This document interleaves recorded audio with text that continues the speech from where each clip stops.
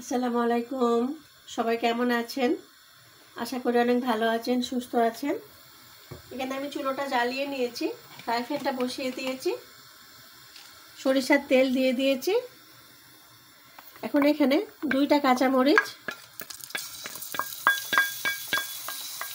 একটা পেঁয়াজ আর 4-5টা রসুন। রেসিপিটা অনেক দারুণভাবে করবো আজকে, দেখবেন। অনেকে তো এইসব খাওয়া এখন ছেড়েই দিয়েছে, ভুলেই গেছে সব আগের খাওয়া দাওয়া। আজকে রান্নাটা আমি কিভাবে রান্নাটা করব আপনারা প্রথম থেকে প্লিজ শেষ পর্যন্ত দেখতে থাকুন।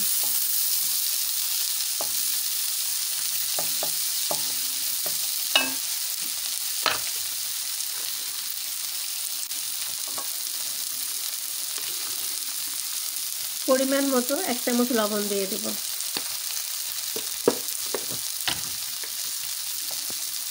হাফ চামচ হলুদ দিয়ে দেব, আর কোনো মশলা দেব না। দেখুন, মশলা ছাড়া আমি রান্নাটা কিভাবে করি। 2টা কাঁচামরিচ দিয়েছি, ছোট্ট একটা পেঁয়াজ দিয়েছি, 4-5টা রসুন দিয়েছি। হালকা একটু ভেজে নিলাম। এখানে করলাটা আমি পরিষ্কার করে ধুয়ে কুচিয়ে নিয়েছি।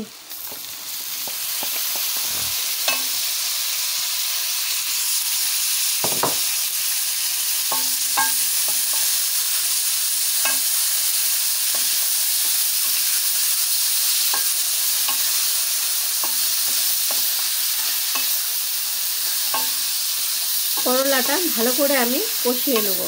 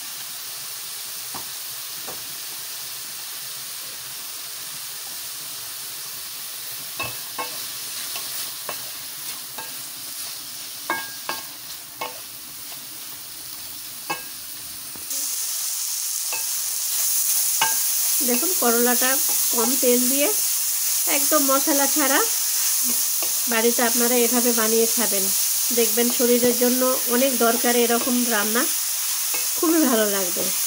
অনেক রান্নাই তো খেয়েছেন, অনেক মশলাওয়ালা খাওয়াই তো খেয়েছেন। মশলা ছাড়া খাওয়া খেয়ে দেখুন, আপনাদের জন্য অনেক ভালো লাগবে।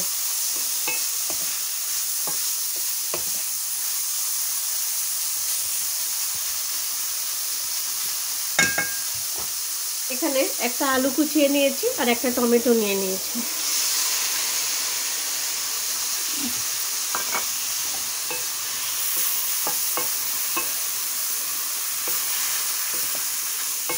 এরকম রান্না খুবই খাওয়া দরকার আমাদের সবার, সব মানুষের।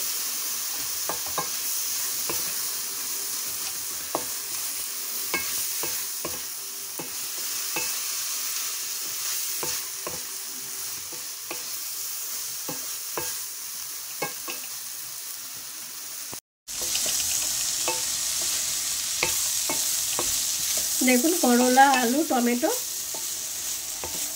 একদম কম তেল দিয়ে সুন্দর একটা কালার আসছে। এখন আমি পানি দিয়ে দেব। পানিটা আমি এখানে গরম করে নিয়েছি, তাহলে ভালো হবে। আরো পানিটা দিয়ে দিব, একদম পাতলা ঝোল হবে।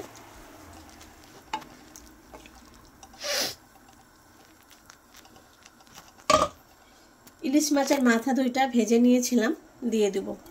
কেন এটা ঘাটবো না, ঘাটলে কাটা হয়ে যাবে তরকারির মধ্যে। যেন এটা শুধু ওপরে দিয়ে দিলাম। এখন আমি এটা চাপা দিয়ে দিব।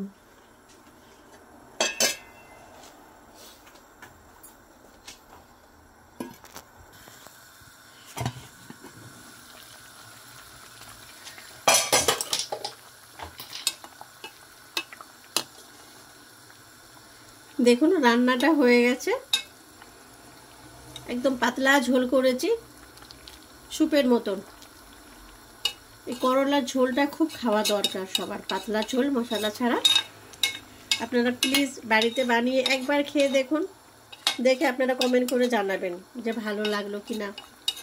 অবশ্যই ভালো লাগবে, আপনারা একবার ট্রাই করে খেয়ে দেখবেন, খুবই ভালো লাগবে, টেস্ট লাগবে। এখন আমি চুলোটা বন্ধ করে দিব। মাছের মাথাটা আমি ঘাটিনি, ঘাটলে পুরো কাটা কাটা হয়ে যাবে, এই জন্য আমি এইভাবে রেখে দিয়েছি। ভিডিওটা আজকে এই পর্যন্ত। সবাই বাড়িতে বানিয়ে এভাবে খেয়ে দেখবেন, করলা দিয়ে, আলু দিয়ে, টমেটো দিয়ে এরকম ঝোল খেয়ে দেখবেন। টমেটো নাও দিতে পারেন, আলু নাও দিতে পারেন, শুধু করলা দিয়েও ঝোল খেতে পারেন। তো একটু টমেটো আলুটা দিয়েছি কারণ তিতাটা একটু কম লাগবে, খেতেও টেস্ট লাগবে, ভালো লাগবে। আপনারা সবাই খেয়ে দেখবেন অবশ্যই। আপনারা আমাদের পাশে থাকবেন, সাথে থাকবেন। ভিডিওটা আপনারা কষ্ট করে দেখছেন, আপনাদের অনেক ধন্যবাদ। আমাদের আগিয়ে নিয়ে যাবেন। আপনারা অবশ্যই কমেন্ট করে জানাবেন যে রান্নাটা ভালো হলো কি না। করলার এরকম ঝোল, পাতলা ঝোল আপনারা বাড়িতে বানিয়ে খেয়ে দেখবেন। সবসময় তো মশলাওয়ালা খান, একবার অন্তত ট্রাই করে দেখবেন, অনেক ভালো লাগবে আপনাদের। তো ভিডিওটা আবার আজকে এই পর্যন্ত। আবার আপনাদের সাথে দেখা হবে কালকে নতুন এক রেসিপি নিয়ে। আফসানা চ্যানেল আপনারা দেখবেন, সাবস্ক্রাইব করবেন। সবাই ভালো থাকুন, সুস্থ থাকুন। আগামীকাল আবার দেখা হবে আপনাদের সাথে।